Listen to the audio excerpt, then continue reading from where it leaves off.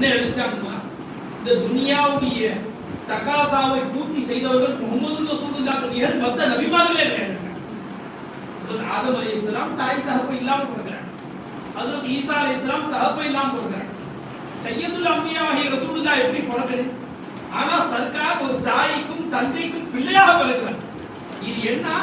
சர்க்கார் தன்னுடைய அப்தியத்தை, அந்த அப்தியத்துடைய தகாசாவை சர்க்கார் பூர்த்தி செய்யறாங்க.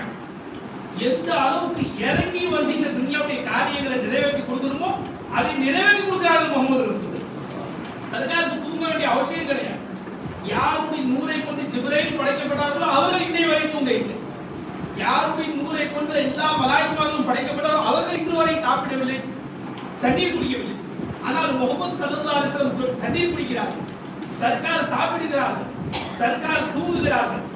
ஏன் செய்யறாங்க தெரியுமா? நமக்கு காட்டி கொடுக்க செய்யறாங்க. சர்க்காருக்கு அது தேவை கிடையாது.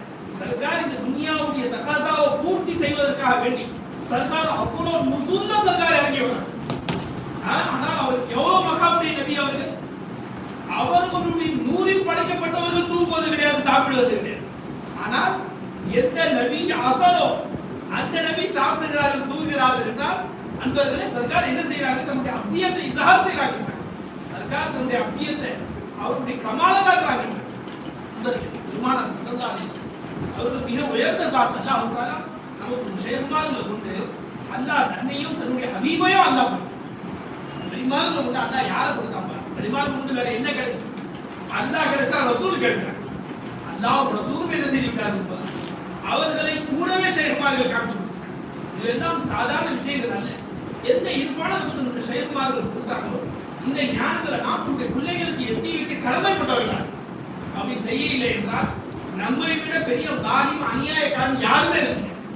ஒமன் அவுதும் மிம்மன் கதம ஷஹாதத்தின் ஐந்தவும் மினல்லாம். எவர் அல்லாஹ்விடம் இருந்தும் கிடைத்த அந்த ஷஹாதத்தை மறைக்கிறாரோ அவரை விட பெரிய தாலிம் யார் இருக்கிறான்னு அல்லாஹ் நமக்கு அல்லாஹ்விடத்தில் இருந்து கிடைத்த இந்த ஞானங்களை இந்த இர்ஃபான்களுடைய பிள்ளைகளுக்கு சொல்லிக் கொடுக்கும்.